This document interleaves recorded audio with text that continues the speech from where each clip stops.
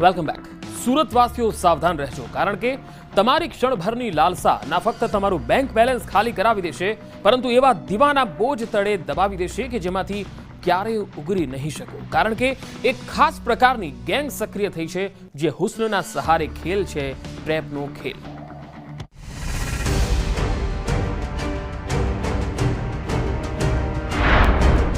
સુરતના રત્ન કલાકારો સાવધ રહેજો,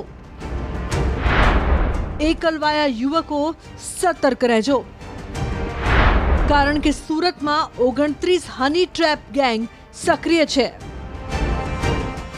જી હા, અવારનવાર સુરતમાં હની ટ્રેપની ફરિયાદ નોંધાતા પોલીસના હાથ એવા વ્યક્તિઓ લાગ્યા કે જેઓની તપાસના આધારે એક પછી એક એવી હકીકતો બહાર આવી કે ફક્ત સુરતમાં જ 29 જેટલી હની ટ્રેપ ગેંગ સક્રિય હોવાનું જાણવા મળ્યું છે, જે યેનકેન પ્રકારે યુવતીઓની મદદથી રત્ન કલાકારો અને એકલા રહેતા મધ્યમ વર્ગીય યુવકો અને પુરુષોને ટાર્ગેટ કરીને રૂપિયા ખંખેરે છે।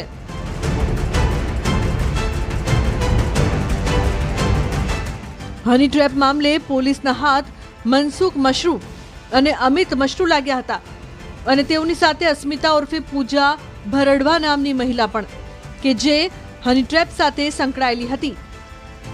એક ફરિયાદ મુજબ 21 જુલાઈના રોજ કતારગામમાં મશરૂ ગેંગે હીરા ઉદ્યોગ સાથે સંકળાયેલા 2 રત્ન કલાકારોને ફસાવ્યા હતા, જેમાં એક કેસમાં અસ્મિતા નામની મહિલાની મદદથી મિત્રતા કરી હતી અને તેને ફ્લેટમાં બોલાવી મશરૂ ગેંગે પુરુષ સભ્યો દ્વારા પોલીસને ધમકી આપી ખંડણી માંગી હતી।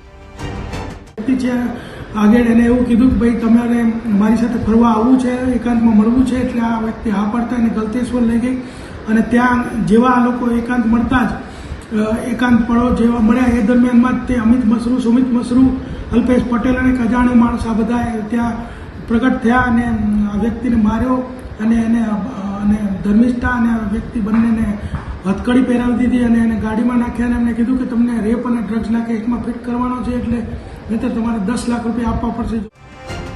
પોલીસને તપાસ કરતા 2 સીસીટીવી ફૂટેજ હાથ લાગ્યા, જેમાં મશરૂ ગેંગનો સભ્ય સુમિત મશરૂ એક રત્ન કલાકાર સાથે 2 વ્હીલર પર આવે છે અને એક સ્થળે બહાર ઊભો રહે છે। પછી મોબાઈલ પર વાત કરી બંને અંદર જાય છે, જ્યાં એક ઓફિસમાં બંને આરોપીઓ પ્રવેશે છે અને વાતચીત કરી 40,000 રોકડા મિત્ર પાસેથી લેવા મજબૂર કરે છે।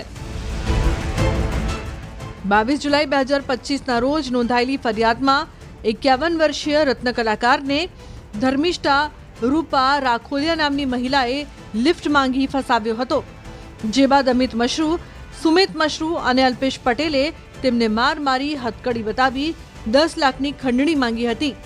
જોકે આ હની ટ્રેપ ગેંગે ફરિયાદી પાસેથી 3 લાખથી વધુની રકમ પડાવી હોવાનું તપાસમાં બહાર આવ્યું છે।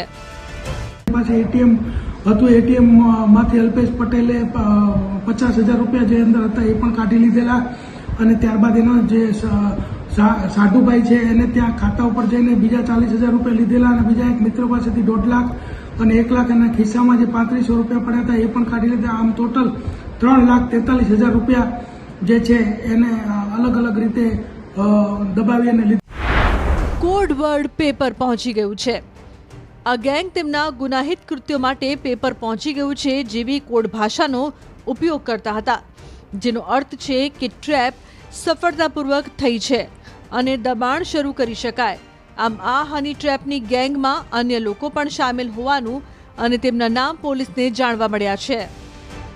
જેડી પટેલ, નિકુલ સોલંકી અને દિવ્યા મશરૂ અને ગોપી સંઘાણી આ લોકો પણ બીજી ગાડીમાં આવેલા અને પોતાની ઓળખ પોલીસવાળા તરીકે આપતા હતી, પરંતુ આની ટાઈપની જ પેરેલલ ગેંગ હતી અને એ લોકોને પણ આને માર્યા અને કીધું કે આને તો ફિટ જ કરી દેવાનો છે અને ત્યારબાદ આ તમામ પૈસા પડાવીને એને ગાડીમાંથી ઉતારી દીધેલ અને કીધું કે ભાઈ કોઈને પણ તું જણાવીશ તો તને ધર્મિષ્ઠા અમારા કબજામાં જ છે, તારા વિરુદ્ધમાં બળાત્કારનો કેસ દાખલ કરીશું। આ રીતે વ્યક્તિની 15/5/2025 રોજ આ રીતે હની ટ્રેપ થયેલી।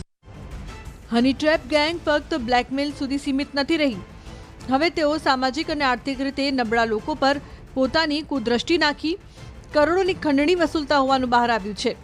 ત્યારે ફક્ત સુરતમાં જ 29 જેટલી હની ટ્રેપ ગેંગ સક્રિય હોવાનું બહાર આવતા પોલીસ તમામને પકડવા કામે લાગી છે, જે રત્ન કલાકારો અને મધ્યમ વર્ગીય વ્યક્તિઓનો ગેરફાયદો ઉઠાવી પોતાના બદ ઇરાદાઓમાં સફળ થાય છે. સુરતથી કીર્તેશ પટેલ, ન્યૂઝ 18 ગુજરાતી.